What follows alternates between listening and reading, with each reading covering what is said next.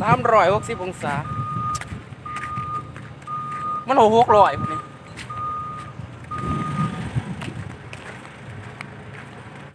มึงบรรยากาศเฮาทุกคนโอ้เป็นจะเด้อ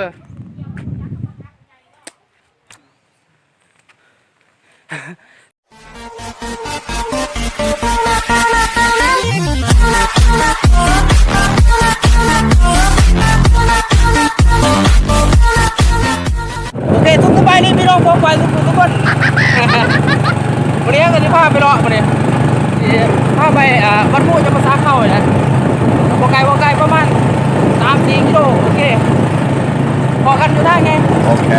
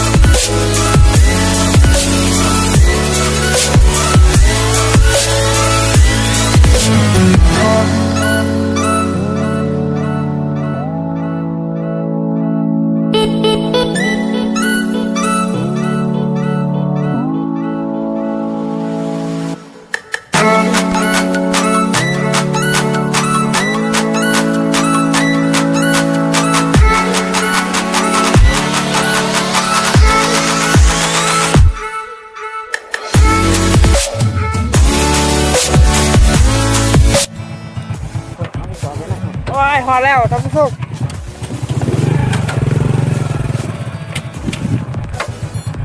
จะได้งามปะเดี๋ยวห้ากระติกขึ้นไปถึงก่อนนี่ห้ากำลังสีย่างไปผ้าส้มวัตถุจะประสาของเขาเนาะโอเคใช่แดดห่อนแน่นอนทุกคนมาส่วง9 โมงเสาร์ได้เยอะ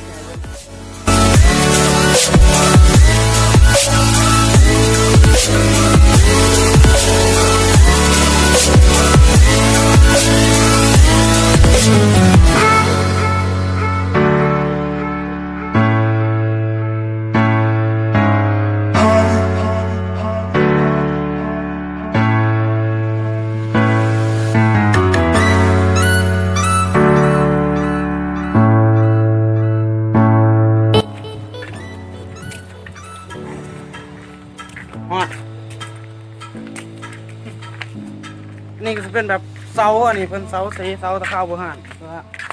ฮักแนกก็มีนะกำลังบูรณะใหม่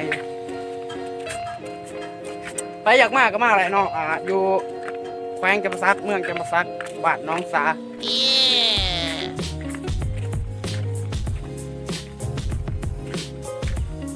แต่ถ้าแบบฝนตกมาแห้งกว่านี้สีงามกว่านี้เพราะว่างามสีเขียวก็จีกแล้วก็ย่ำแบบมีบุญเทศกาลเด้งเอาพรรษาหอเขาสิไปรุ่นเขาเจ้าสีมาดินน้ำเป็นน้ำผู้เพอยู่ทางไหนป่าพูดทางไหนป่าพูดเนี่ยจะไปไหนขึ้นไปถึงมั้งขึ้นไปให้สุดเดี๋ยวนะโอ้เขาถ่ายวิดีโอปานนี่เดี๋ยวเนาะแม่นบอกทางสุดวางก็ขวายในตีโอเคแม่นบอกแม่นว่าสิ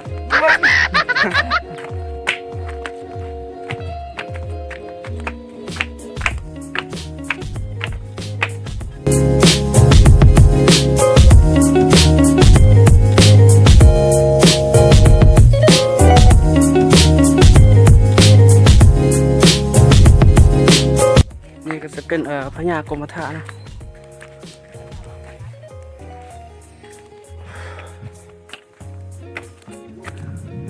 โอ้เดี๋ยว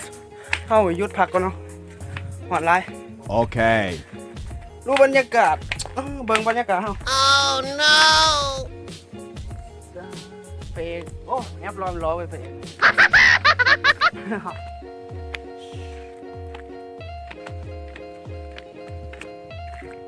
บกล้าขึ้นยามตก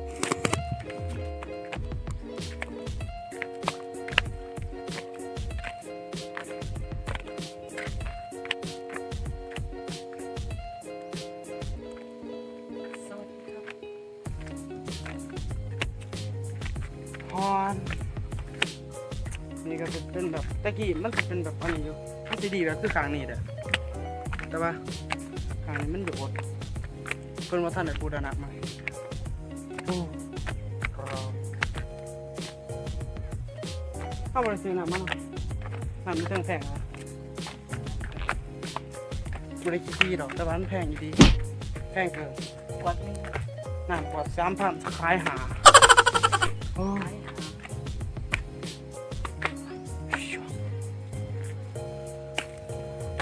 ตอนนี้ก็เหงื่อออกเลยครับ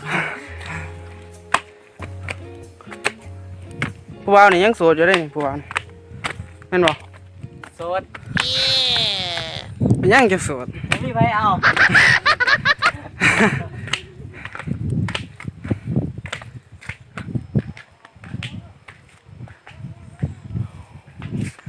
โอ้ยลมอ่ะ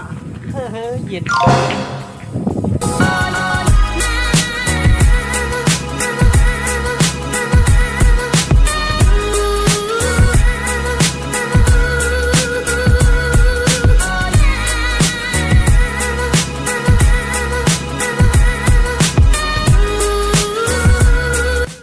เนี่ย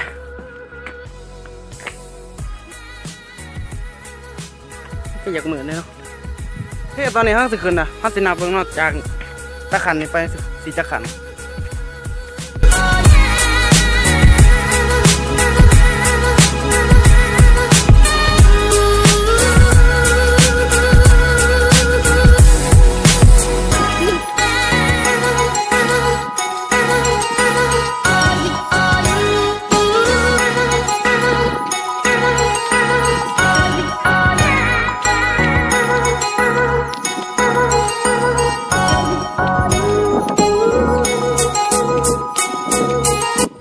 ประมาณ70 ปลายครับทุกคน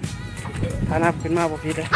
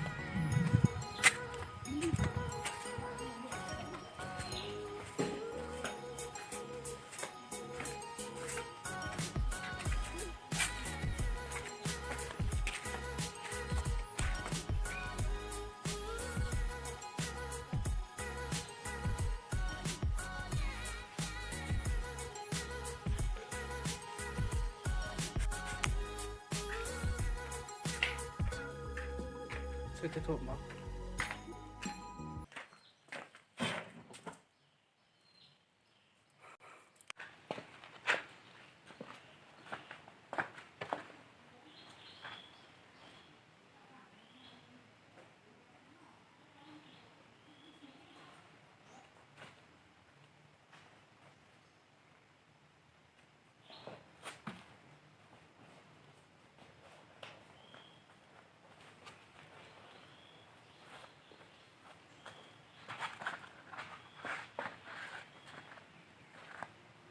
ตี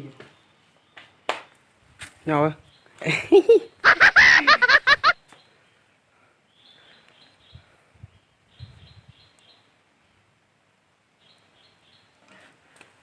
อันนั้นอะไรวะ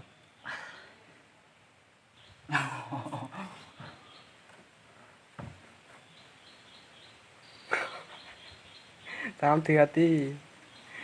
โอ้ย อันไว้ทันวันนี้ไว้บ่ Okay. ตอนนี้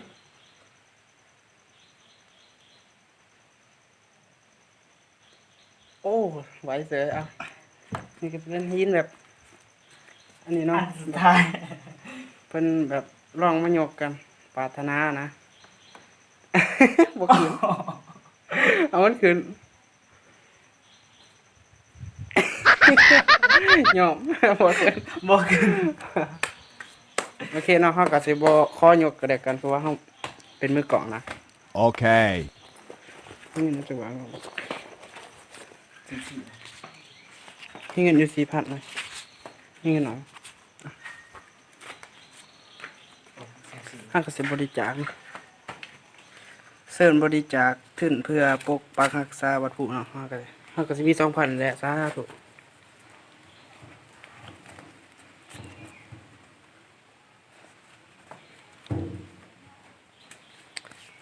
เนาะ เอาก่อนจ้ะสั่นกล้องแกล้งก่อน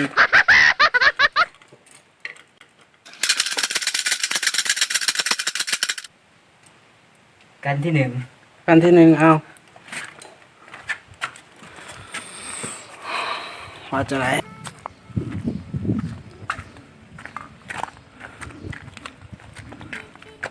โอเคเนาะทุกคนเราก็มาถึงดีเรามาถึงแล้วเรามาหอดแล้ว Okay. นี่ แล้ว ตัวนี้เพิ่นป้าไว้สวยหนาซื่อๆเนาะนี่เด้ท่านผู้ชมหอดแล้ว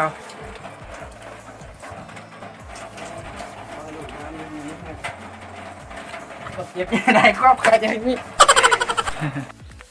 โอเคเนาะตอนนี้เราก็มาถึงแล้วโอ้กว่าสิขึ้นมาหอดอยู่ไกลเนาะนี่เราก็มาถึงแล้วนี่สิเป็นห้อยพระบาท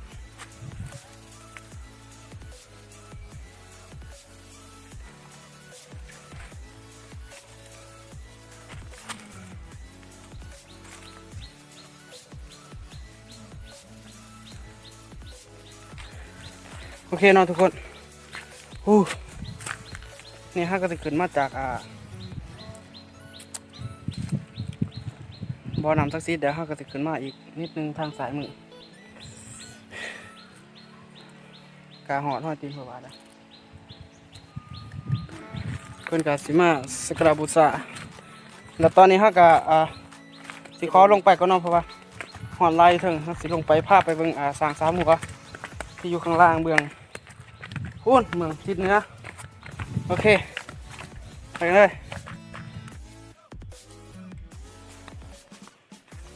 ตอนนี้ฮะก็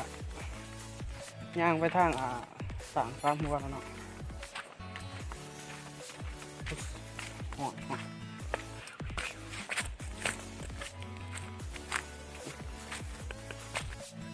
โอเคทุกคนฮะก็มาหอดแล้วเนาะเนี่ยจะพามาเบิ่งข้างหน้าเป็นหัวที่1เนาะหัวสิเบิ่งออกหัวเพิ่นเบิ่งกันได้แต่ว่าเพิ่นว่าสร้าง3หัวเนาะโอเคเนาะทุกคนบ่ฮู้ว่าสิพาเบิ่งทั่วเบิดบ่ขอโทษขออภัยนำเพราะว่าแบตโทรศัพท์หมดแล้วก็สิขอจบคลิปซ้ำนี้ก่อนอื่นหมดก็อยากให้ทุกคนไปกดไลค์กดแชร์กด Subscribe ให้แน่ติดตามให้แน่โอเคเนาะบ๊ายบาย